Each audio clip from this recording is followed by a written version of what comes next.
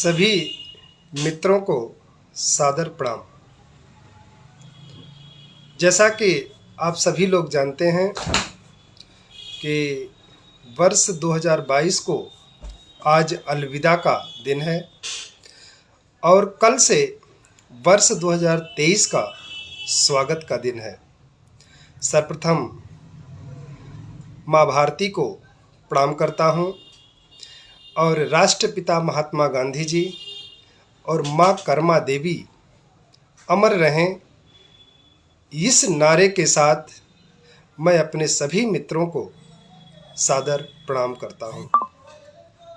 साथियों, वर्ष 2022 हम सभी के लिए एक हिसाब से बहुत अच्छा रहा कि जहां हम लोगों ने 2020 और 21 में एक महामारी का सामना कर रहे थे, 2022 उस दृष्टिकोण से हम सभी के लिए बहुत ही सुखद रहा।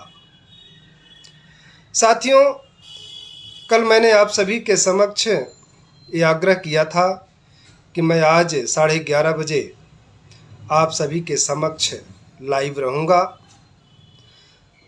उसी में कुछ विषय लेकर के मैं आप सभी के समक्ष आया हूँ। एक बहुत ही महत्वपूर्ण विषय है, पिछड़े वर्ग के आरक्षण को लेकर के जो अलग अलग भ्रांतियाँ, अलग अलग वर्ग के लोग और समाज में खलल डालने के दृष्टिकोण से उनकी अपनी अलग अलग अपनी गतिविधियाँ रहती हैं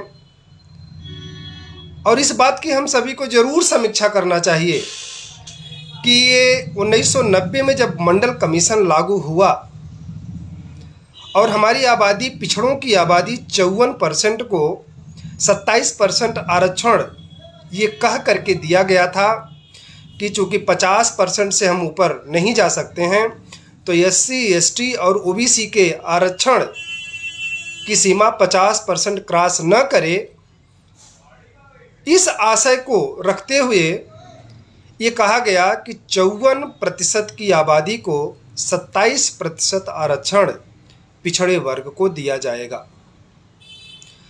अनेकों पार्टियां अपने अपने समय में सत्ता में रहीं और सत्ता में रहने के बाद उन्होंने इस वर्ग के लिए क्या किया, इसकी समीक्षा हम सभी को करनी चाहिए कि इस 54% आबादी को लेकर के लोगों के मन में क्या है, हमें क्या समझते हैं, ये हमारा अधिकार समझते हैं या वो भीख समझते हैं। इस बात का भी आप सभी के समक्ष बातें रखना बहुत ज़रूरी है। प्रिय साथियों, पिछड़े वर्ग का नाम लेकर के आज प्रदेश में और देश में बहुत सारी पार्टियां बनी हैं और ये जब पिछड़ों के मंच पर आती हैं तो ये कहती हैं हम पिछड़ों के अधिकार के लिए काम कर रहे हैं और पिछड़ों को हमें अधिकार दिलाना है। लेकिन मेरा ये मानना है कि पिछड़ों के नाम पर राजनीति करने वाली पार्टियां केवल अपने वर्गों की, अपनी जातियों की चिंता कर रही हैं।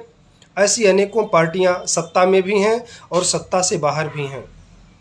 हमें उन पार्टियों को बेनकाब करना होगा, चाहे अनुप्रिया पटेल जी हों, ओम प्रकाश राजभर जी हों, संजय निषाद जी हों या समाजवादी पार्टी हो। समाजवादी पार्टी भी अपने आप को पिछड़े वर्ग की पार्टी कहती है, लेकिन पिछड़ों के नाम पर केवल एक ही वर्ग को पूरा अधिकार देने का काम किया। साथियों, सामाजिक न्याय की रिपोर्ट माननीय राजनाथ सिंह जी ने अपने मुख्यमंत्रित्व काल में ये विचार किया था, ये सोचा था कि 27% आरक्षण को हम 3 भागों में डिवाइड करके उन वर्गों तक लाभ पहुंचाएंगे, उनको हम अधिकार देंगे जो जातियां राजनीतिक दृष्टिकोण से, सामाजिक दृष्टिकोण से और शैक्षिक दृष्टिकोण से बहुत पीछे रह गई हैं। लेकिन यही दल जो अपने आप को पिछड़ों की पार्टी कहते हैं, चाहे वो अनुप्रिया पटेल हों, चाहे अखिलेश यादव समाजवादी पार्टी के नेता हों, इन लोगों ने हमेशा से सामाजिक न्याय रिपोर्ट की अवहेलना की और इसको लागू न होने देने के लिए सारे हथकंडे अपनाए। साथियों,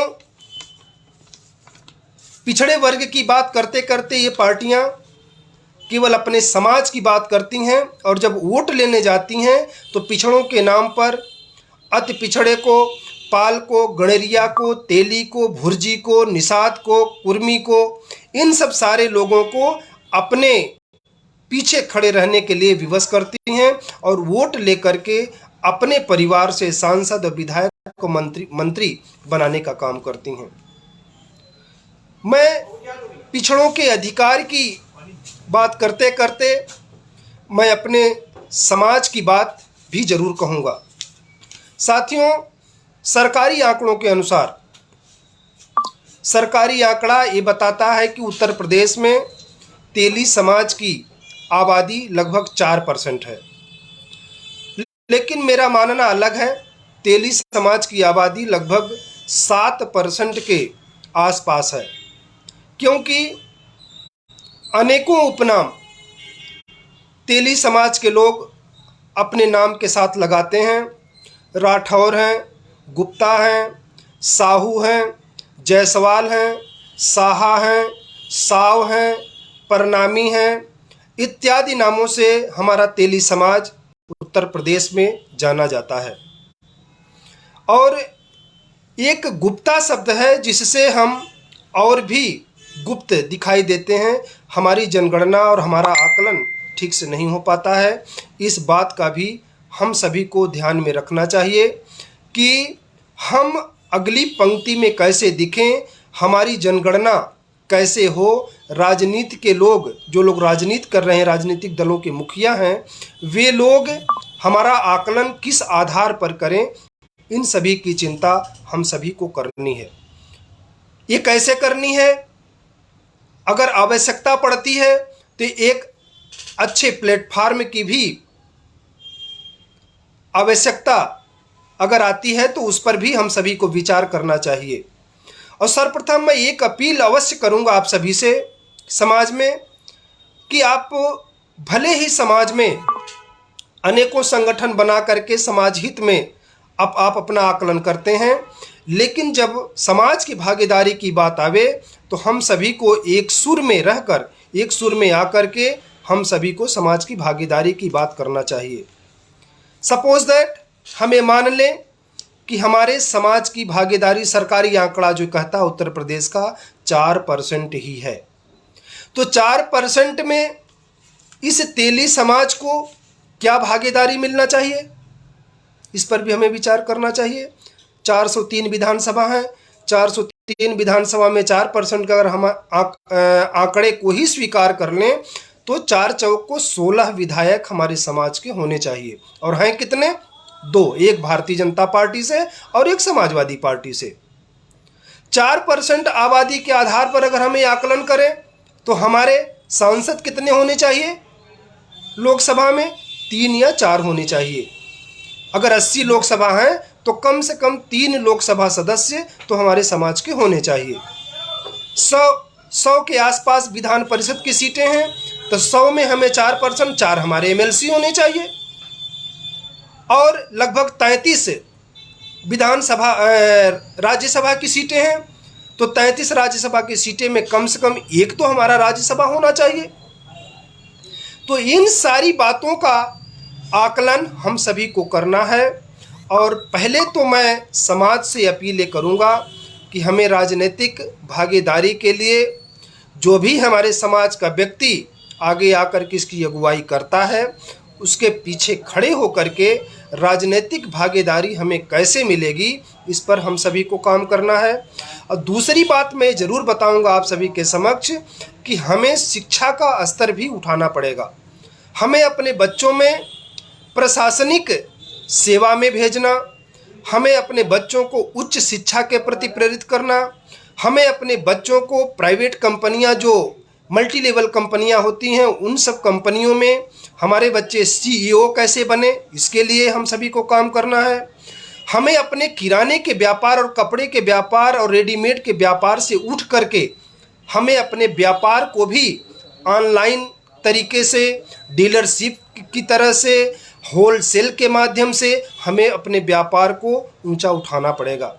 हमें जैसे अस्पताल बनवाएं, स्कूल बनवाएं, मैरिज हॉल बनावें, होटल बनावें, शोरूम बनावें, इस तरह के व्यापार में जब तक हम नहीं आएंगे हमें राजनीतिक भागीदारी नहीं मिल पाएगी। साथियों, मैं यही आप सभी से अपील करता हूं कि आगामी निकाय चुनाव भी जो आ रहा है, जिसमें मेयर और चेयरमैन और पार्षद के चुनाव भी होने हैं, उसमें हमारे समाज की भागीदारी कैसे सुनिश्चित हो, इसके लिए भी जिस भी संगठन में काम कर रहे हैं लोग, उसकी चिंता वो करें। कुछ काम आप करो, कुछ काम हम करें, और समाज को उस ऊंचाई पर हमें लेके जाना है जहां पर अन्य समाज के लोग भी बैठे हैं। अपने व्यापार के साथ, अपने प्रोफेशन के साथ हमें अपने समाज की भागीदारी राजनीतिक दृष्टिकोण से, शैक्षिक दृष्टिकोण से भी बढ़ानी है। इसकी चिंता हम सभी समाज सेवियों को करना है। इसके लिए क्या करना है, कैसे करना है, हमें एक मंच पर भी आने की अगर आवश्यकता पड़े तो हम सभी को आना चाहिए, और समाज को ऊंचाई पर ले जाने के लिए भविष्य में एक रणनीति के तहत, एक अपने नए प्लेटफार्म के तहत हमें काम करना है। वो जैसे ही आवश्यकता पड़ेगी उसके लिए हम सभी मिल करके एक नया प्लेटफार्म डेवलप करेंगे। मैं आप सभी को सादर प्रणाम करता हूं, और इस अपेक्षा के साथ कि हम अपने परिवार से, हम अपने घर से ही इसकी शुरुआत करेंगे। बहुत बहुत धन्यवाद। प्रणाम।